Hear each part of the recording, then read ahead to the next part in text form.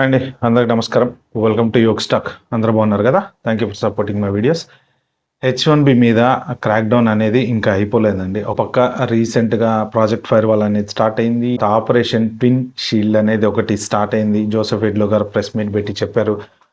ఆ తర్వాత ఇన్వెస్టిగేషన్స్ జరుగుతూ ఉన్నాయి. అట్ ద సేమ్ టైం మళ్ళీ ఈ ఇన్ బిట్వీన్ మధ్యలో ట్రంప్ గారు వచ్చేసి $1,00,000 కట్టాలనే ఒక పెద్ద షాక్ ఇచ్చారు. ఇంకొకటి ఏంటి, ఈ క్యాప్ ఎగ్జామ్ట్ తీసేస్తా అని చెప్పారు. ఆ తర్వాత మళ్ళీ నెక్స్ట్ ఇయర్ లాటరీకి అన్నారు. ఇప్పుడు ఏంటంటే వేజ్ లెవెల్ అని చెప్పేసి ఫెడరల్ రిజిస్టర్లో పెట్టారు. లెవెల్ 1, లెవెల్ 2, లెవెల్ 3, లెవెల్ 4 అని.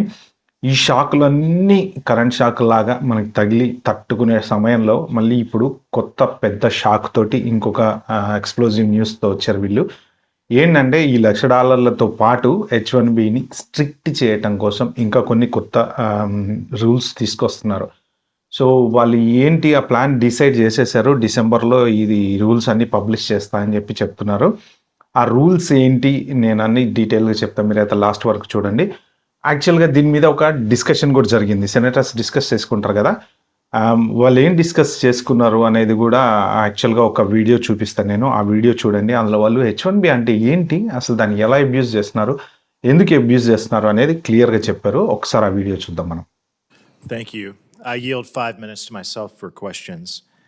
Mr. O'Brien, you wrote an op-ed in January about how some companies abuse the H-1B visa program, and I want to read part of it.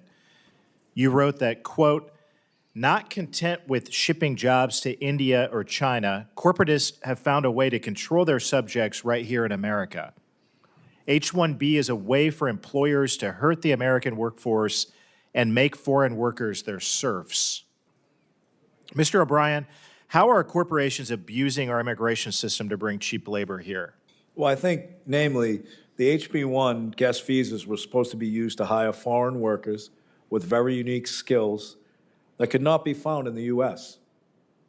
And like anything else, those employers expanded the programs and started expanding that to workers from distressed countries, bringing them over, paying them far less, and exploiting them.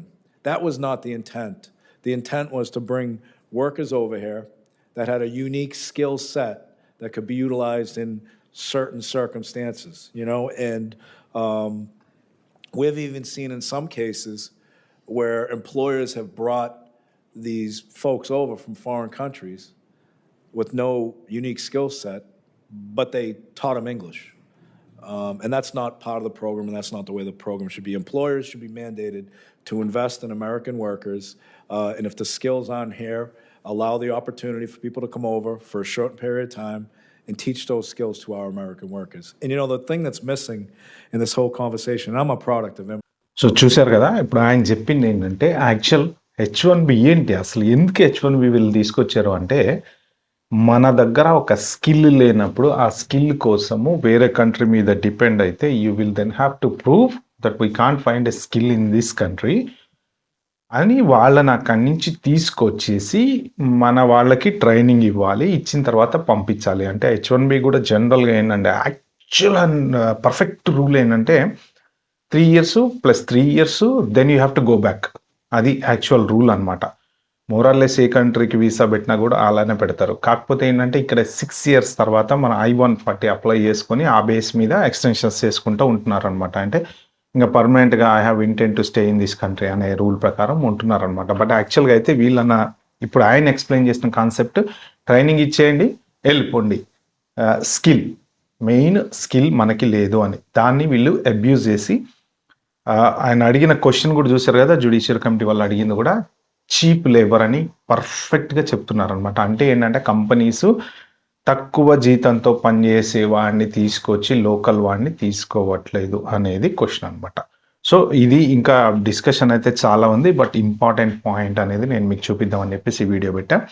So ఇప్పుడు వీళ్ళు కొత్తగా తీసుకొస్తున్న rules ఏంటి, other than this ఈ $1,00,000 గోల, తర్వాత veg level గోల, ఇవన్నీ కొత్తగా రాబోతున్న రూల్స్. బట్ వాళ్ళ ప్లాన్ ఏమేం చేస్తున్నారు అంటే ఒక 3-4 పాయింట్స్ ఇంక్లూడ్ చేశారు ఈ కొత్తగా తీసుకొచ్చే దాంట్లో. అవి మాత్రం షాకింగ్ పాయింట్స్ అనమాట.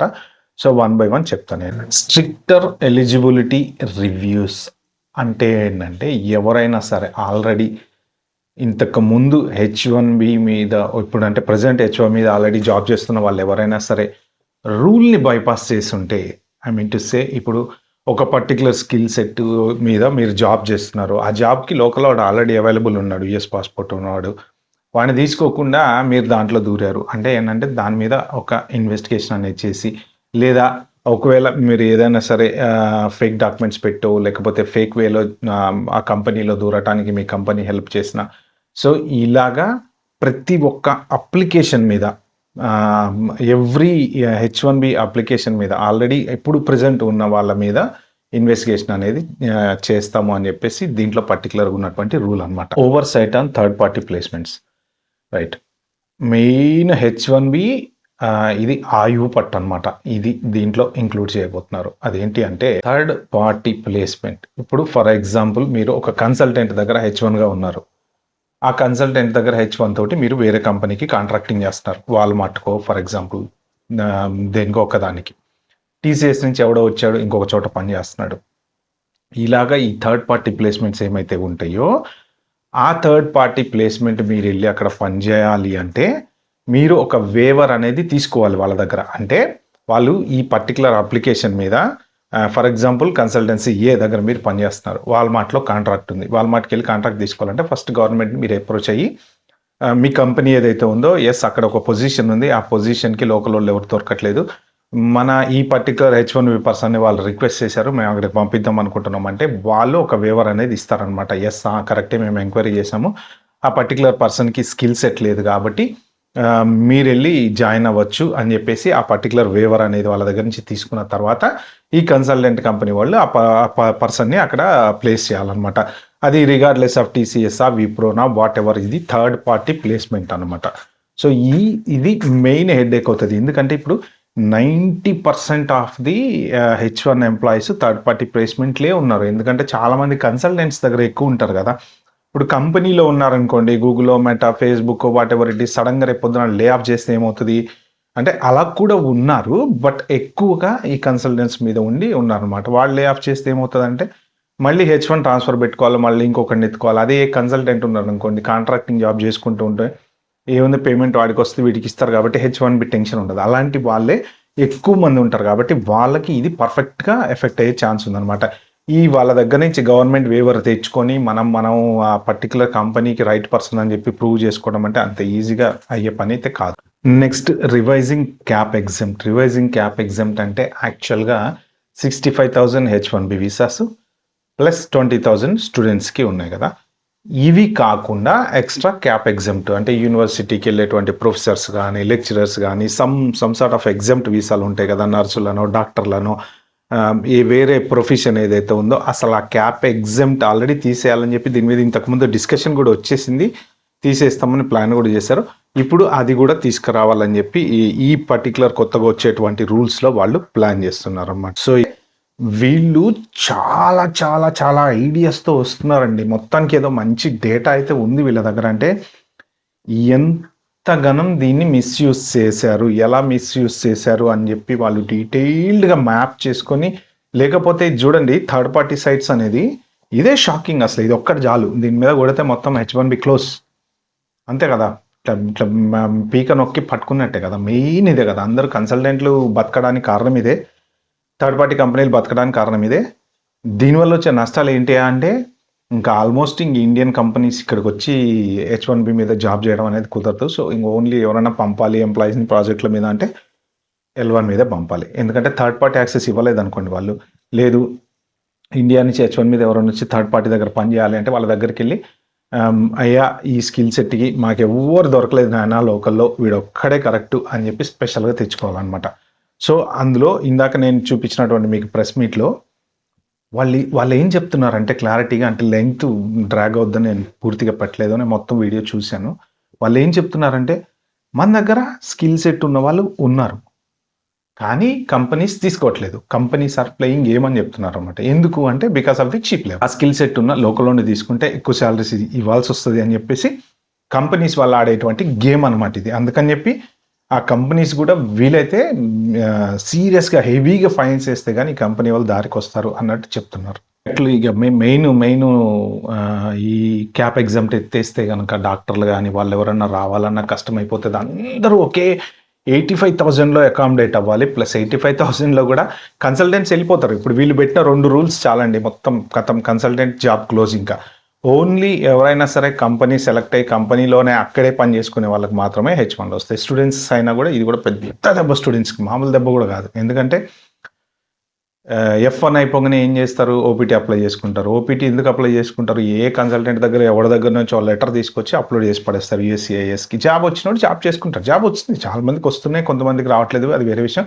రానోడికి ఏంటంటే ఈ ఓపీటీ అనేది కొంచెం అదృష్టం. ఓపీటీ స్టెమ్ ఓపీటీ ఆ పర్టికులర్ టైంలో ఈ కన్సల్టెంట్ దగ్గరకు వచ్చి ఓ లెటర్ తీసుకుంటాడు, వాడు అప్డేట్ చేసి పడేస్తాడు అనమాట. ఇప్పుడు ఈ రూల్స్ అన్నీ వచ్చినాయి అనుకోండి, ఫర్ ఎగ్జాంపుల్ అది కూడా స్ట్రిక్ట్ అయిపోతుంది. ఓపీటీ కూడా స్ట్రిక్ట్ అయిపోతుంది. వాళ్ళకి ఆల్రెడీ ఓపీటీ లూప్ హోల్స్ భయంకరంగా అర్థమైపోయినాయి. సో వీళ్ళందరూ ఇష్టం వచ్చినట్టు లెటర్లు తీసుకున్నారు, అప్డేట్ చేస్తున్నారు.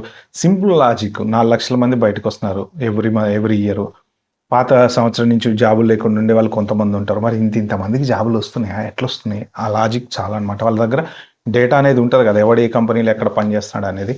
సో దాని ప్రకారం వీళ్ళు అన్ని పాయింట్స్, లూప్ హోల్స్ అన్ని టైట్ చేసుకుంటూ వస్తున్నారు అనమాట.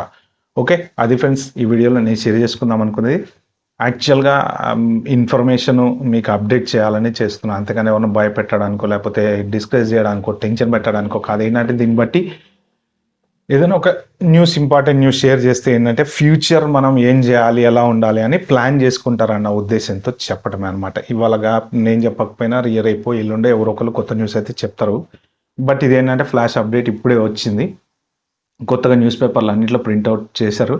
నేను చదివి నాకు అర్థమైన దాంట్లోంచి మీకు కొన్ని పాయింట్స్ షేర్ చేశాను అనమాట. ఓకే, ఈ వీడియో మీకు నచ్చినట్టుంటే ప్లీజ్ అండి లైక్ చేయండి, షేర్ చేయండి, సబ్స్క్రైబ్ చేయండి. Thank you.